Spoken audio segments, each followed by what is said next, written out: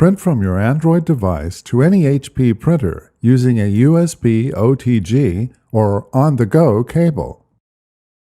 Before you can print, you must have an HP printer with the hardware set up and powered on, an Android device that supports OTG printing running OS 4.0 or later, the HP Print Service plugin installed on the Android device, and a USB and an OTG cable. An OTG cable is not included with your printer and must be purchased separately. Connect the square end of the USB cable to the USB port on the rear of the printer and the flat end to the USB port on the OTG cable. Plug the micro USB connector of the OTG cable into the micro USB port on your Android device. On your Android device, tap the option to set the HP Print Service plugin as default, and then tap OK.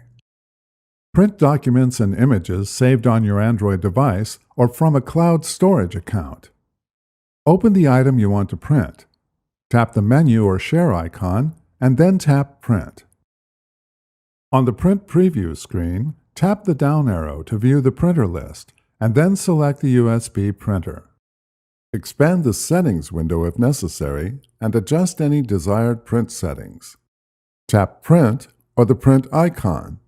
The picture or document prints according to your settings. Continue printing or disconnect the OTG cable for safekeeping.